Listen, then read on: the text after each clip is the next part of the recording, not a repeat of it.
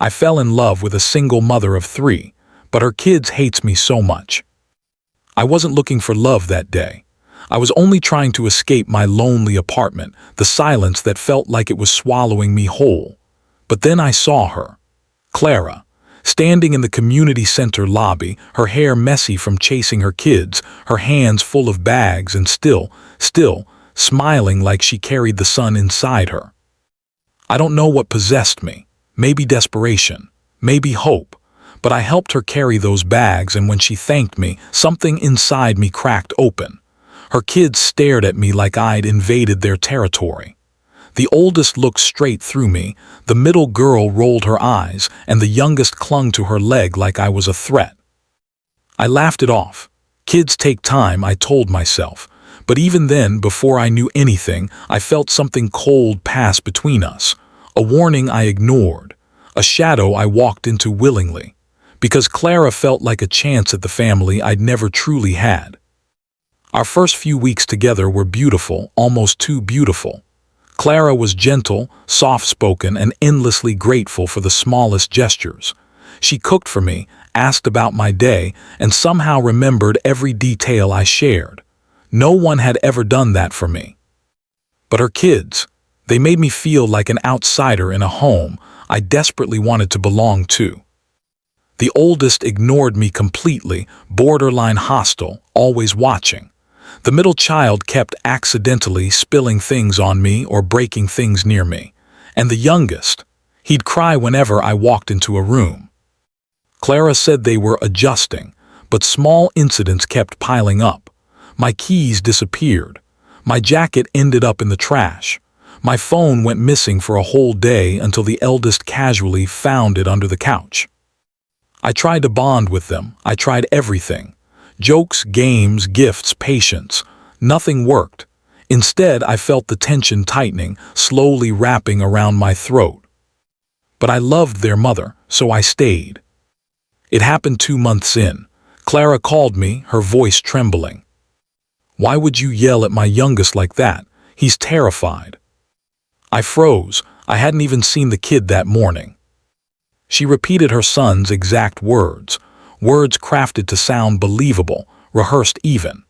The kind that twist your insides because they're so detailed, so precise. You start wondering if maybe you did do something without realizing.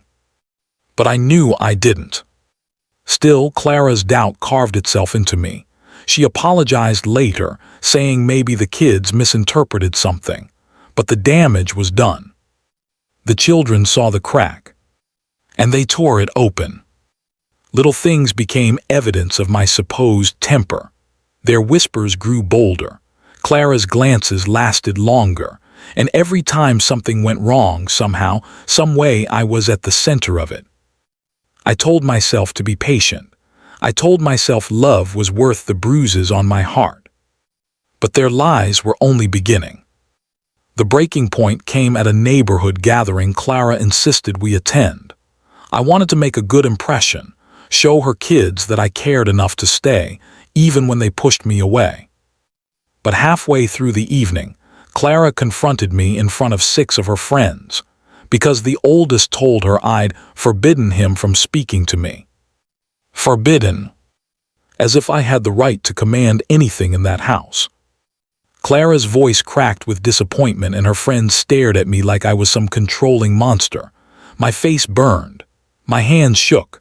I tried to explain calmly, rationally, but the boy stood there, eyes cold, tears perfectly timed. They believed him.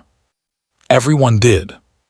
I walked home that night alone while Clara stayed behind with her friends.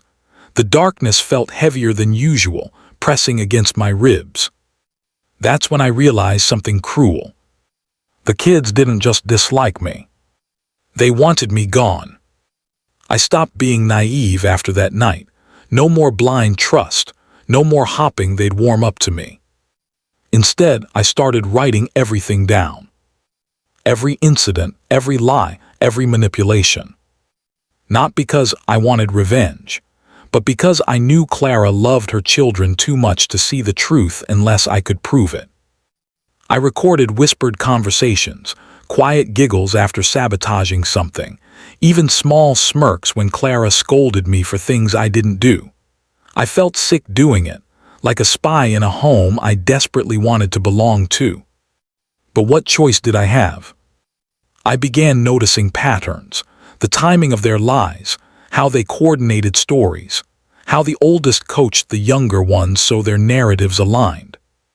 This wasn't childish mischief. This was a coordinated attack. And worst of all, someone outside the house was helping them. I felt the world shift under my feet, because for the first time I realized this wasn't just a family problem. This was a war. The first time Clara doubted me in public, it felt like someone slapped me without touching my face. We were at a small neighborhood barbecue. Kids running around, adults laughing, music thumping softly. I was flipping burgers when Clara stormed up to me with her phone in hand. "Why would you text my son telling him to stop being lazy?" she hissed. I froze. What, Clara? I didn't. But she wouldn't listen. The neighbors stared. Someone whispered. Even the kids stopped playing. Her oldest, Liam, stood behind her looking smug. I didn't know it then, but he had used an app that faked messages. Clara held her phone out as if it were holy proof. "Don't embarrass me again," she snapped. I laughed nervously, trying to explain. She turned her back on me. And in that moment, I realized something terrifying. I wasn't fighting for love anymore. I was fighting against a family determined to erase me. And I was losing. I started sleeping with one eye open, not because I feared Clara, but because her kids had begun creeping into the hallway at night. Whispering. Plotting. One night around 1 a.m. I heard Liam say, "Mom already thinks he's unstable. One more thing and he's gone." My heart hammered. They were trying to push me out, systematically, with precision far beyond their ages. I pressed my ear to the door as the youngest, Milo, asked, "What if he hears us?" "He won't," Liam whispered. "He's too dumb." I clenched my jaw, not because of the insult, but because they were confident. Too confident. That was the night I made my first decision of war. I began secretly documenting everything. Audio recordings, photos, notes. If they wanted to frame me, as the villain, I would collect every receipt that proved otherwise. I didn't know how deep their plan went. But I promised myself one thing: I would not be destroyed quietly. Clara used to look at me like I was the safest place in her world, but in just a few weeks, that warmth faded. She became colder, short answers, suspicious eyes, a tension in her posture whenever I entered the room. One evening she asked, "Why do the kids always seem uncomfortable around you?" I swallowed my frustration. "Because they don't trust me yet, Clara. That's normal." She nodded, but doubt clouded her face. Then she said a sentence that cracked something inside me. "Maybe they're seeing something I don't." Those words stayed with me all night, because they weren't her words, they were Liam. I watched her from the hallway as she scrolled through her messages, frowning at me. The kids were feeding her lies, painting me as controlling, manipulative, maybe even dangerous. And she believed them. Not because I'd done anything wrong, but because she had been worn down by whisper after whisper. Their plan was working. The breakthrough came accidentally. I went to grab my jacket and saw Liam's laptop open on the table, not locked, not hidden. Curiosity tugged at me, fear pushed harder. I looked. Emails, hundreds. All sent to Clara's siblings, her cousins, even 2 neighbors. Liam wrote things like, "Damien, controlling mom. He yells at us when she's gone. He's trying to take over the house. He scares Milo." All lies. Every single one. My chest tightened as I scrolled screenshots, fabricated texts, fake stories written like diary entries. This wasn't childish pettiness. This was coordinated character assassination. A full campaign. Then I saw the worst email sent that very morning. If anything happens, blame Damien. My blood turned cold. This wasn't about getting me out of the house. This was about ruining my entire life. I closed the laptop quietly. And right then, something inside me hardened. They wanted war. I would give them one. But I would not lose. I lay awake that night, staring at the ceiling as the weight of everything pressed on my chest. The lies, the humiliation, Clara's growing distrust, the children's relentless scheming. I had two choices: walk away or fight for my truth. Walking away meant leaving with no closure, no justice, and the entire community believing I was a monster. Fighting meant risking everything, but winning back my dignity. By 3 a.m., my decision was made. I messaged Sophie, the neighbor who had always given me a sympathetic look, the only person who seemed to see through the chaos. She replied instantly, "I've noticed things too, come by tomorrow." That was the moment my despair turned into strategy. I wasn't going to argue. I wasn't going to scream. I wasn't going to defend myself to people determined to misunderstand me. I would gather proof, build an airtight case, and expose every lie with calm, devastating precision. They wanted me gone. But instead, they woke the wrong man. Sophie lived next door, the quiet type who saw everything but said very little. When I knocked on her door the next morning, she didn't even look surprised.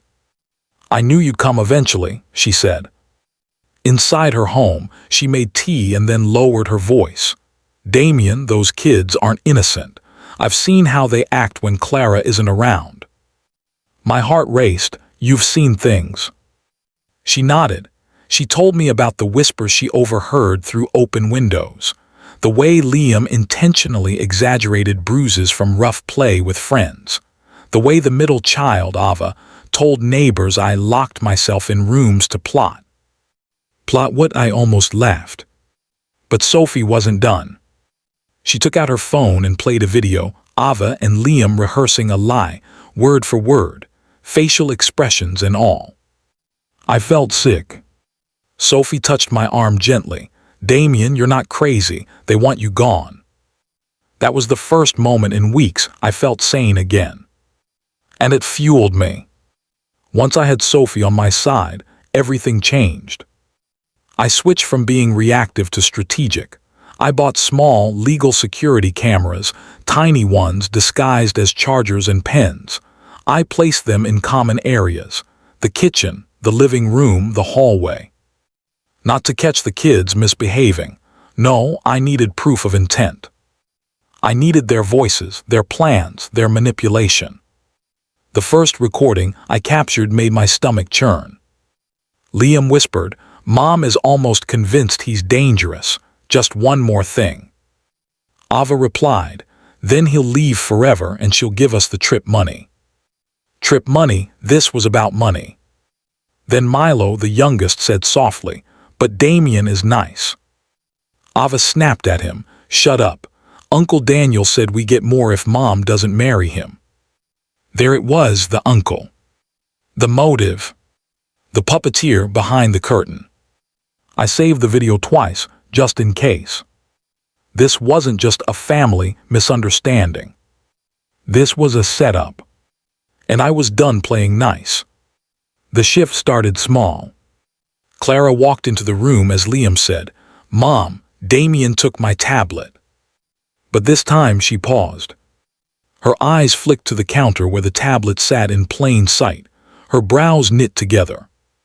"Liam, it's right there," she said quietly. He stuttered. Ava glared at him. Milo looked guilty. I didn't say a word, I just watched. Later that evening, Clara approached me in the kitchen. Her voice was soft, almost ashamed. "Damien, I don't know what's happening. The kids keep saying things but," she hesitated, "I feel like something isn't adding up."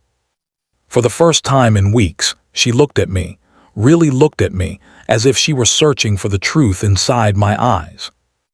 I didn't push her, didn't defend myself, didn't complain. I just said, "Whenever you're ready, I can show you everything." She looked confused.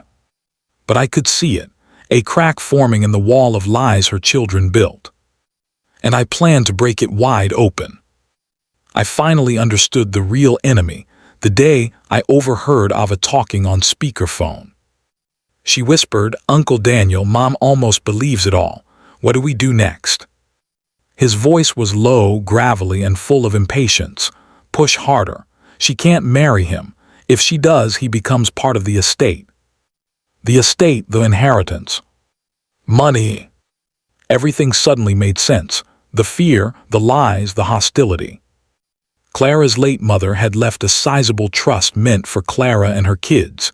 If Clara remarried, Uncle Daniel lost influence over the funds. So he weaponized the children, manipulated them, turned them into little soldiers.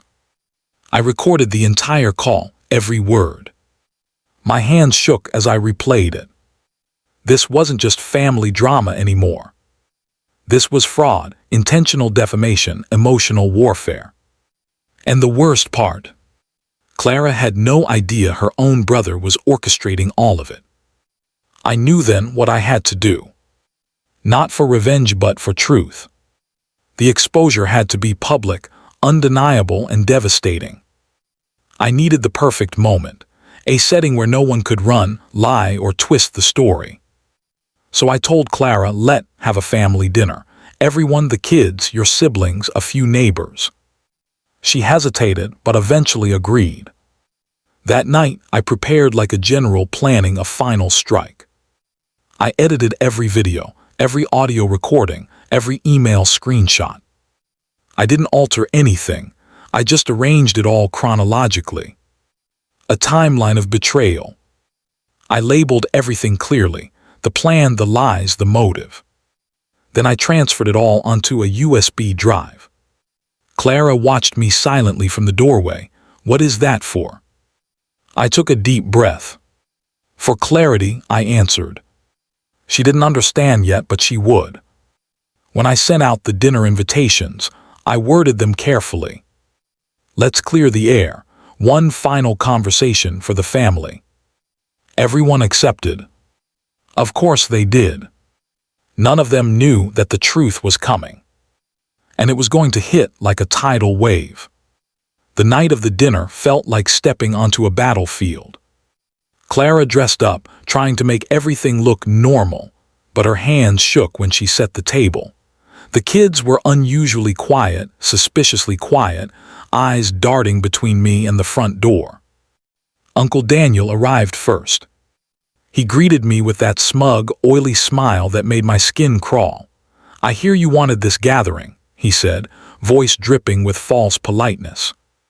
"Oh yes," I replied calmly. "Clarity is important." Neighbors arrived, Clara's sister, her aunt, everyone sat, everyone watched. I stood at the end of the table. Clara looked confused, nervous. The kids shifted in their seats, already sensing something was coming. Daniel whispered loudly, "Are we doing some speech now?" I didn't answer him. Instead, I placed a small projector on the table. Clara's eyes widened. Ava's lips parted in fear. "Tonight," I said, "we're going to talk about the truth." You could feel the room exhale. And then hold its breath again. I pressed play. The first video was simple. Liam and Ava rehearsing lies on Sophie's porch. Gasps filled the room. Clara's aunt whispered, "My God!" Clara covered her mouth, her face turning pale. Ava stammered, "Mom, that's old." I paused the video and looked directly at her. "Ava, you were practicing accusing me of taking your device. You even rehearsed crying." Her eyes filled with rage, not remorse. I played the second clip, Liam telling Milo, "Just say Damien yelled. Mom will believe you." Daniel shifted in his seat, suddenly sweating. Clara's voice cracked. Why would you do this?" But the kids stayed silent. I continued. With each clip, each whispered lie, each staged manipulation, the room tightened. Whispers shock, judgment. Clara began shaking, her eyes filled with tears. She wasn't looking at me anymore. She was staring at her children like they were strangers. And for the first time, they looked scared. Because the truth was only beginning. Now it was time for the part that would break everything open. I pulled up the audio recording, the one where Ava talked to Uncle Daniel. Ava froze, Liam swallowed hard, Daniel straightened in his chair. I hit play. Mom almost believes it all. What do we do next? Ava's voice echoed through the dining room. Then Daniel's voice, push harder. She can't marry him. If she does, he becomes part of the estate. Clara's head jerked upward. Estate, Daniel, what is this? He lifted his hands defensively. Kids exaggerate. You know how children are. Your voice is on the recording, I said quietly. Everyone stared at him. Clara's aunt cursed under her breath. Daniel panicked. Clara, listen, I'm protecting your assets. Clara slammed her hand on the table. My children lied because of you. Ava burst into tears, but not from guilt, from being caught. The neighbors whispered. Clara's sister glared at Daniel with disgust. It was over. But I wasn't done. Not yet. The room was dead silent when I stepped forward. I came into this family with love, I began. I tried, every single day. I wanted to be part of something good. Clara sobbed quietly, her shoulders trembling. But while I was trying to build a future, some of you were trying to destroy me. I pointed gently toward the children. You weaponized your mother's love. Then toward Daniel, and you manipulated them for money. He opened his mouth to speak, but Clara shut him down. Not a word. I turned back to the room. I didn't expose this to win Clara back or to shame anyone. I did it because I refused to live under lies. My voice shook, not from fear but finality.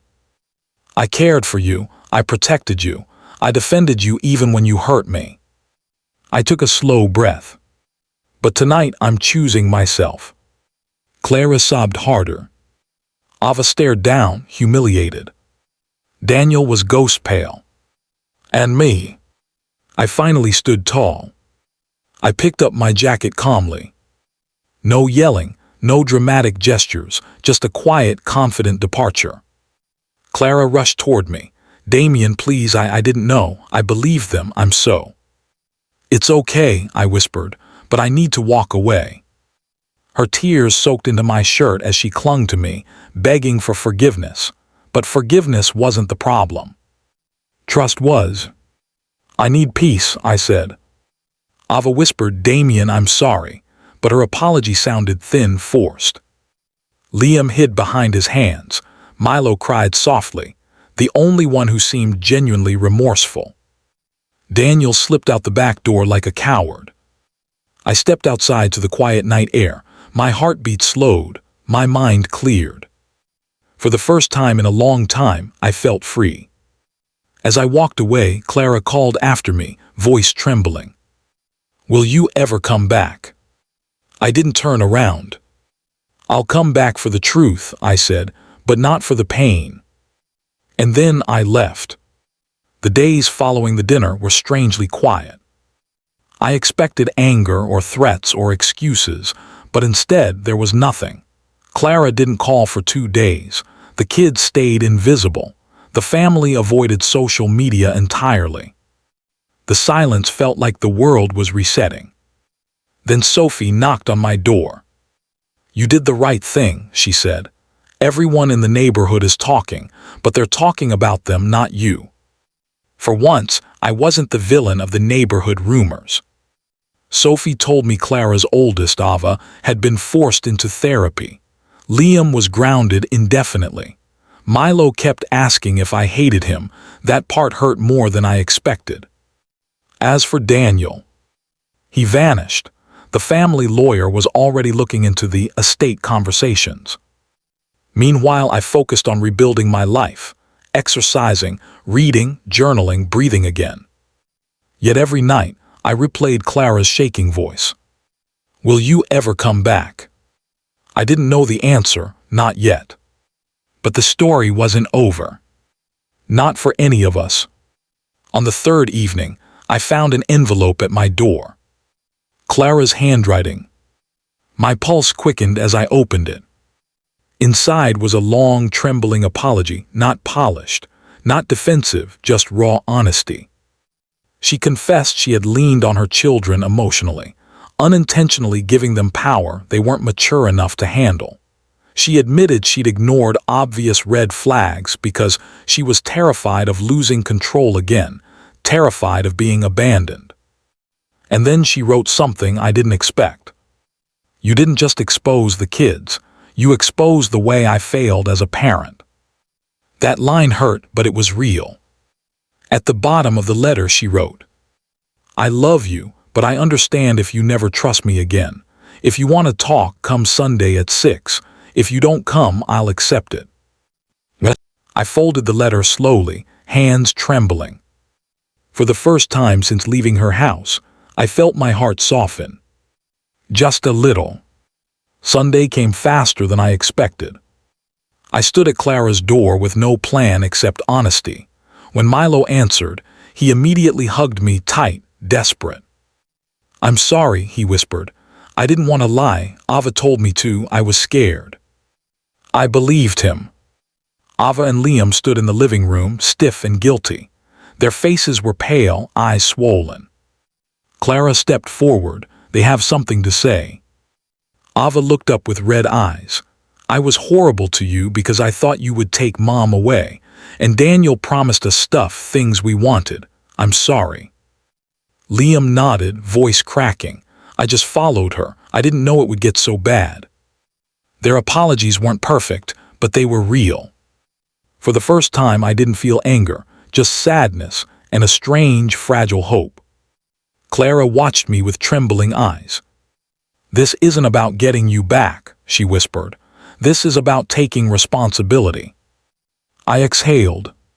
Finally, a beginning. We all sat at the dining table, the same place where everything shattered. But this time it felt different. Clara let the kids speak openly. She didn't defend them. She didn't interrupt. She didn't protect them from discomfort.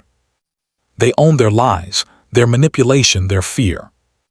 Then it was my turn.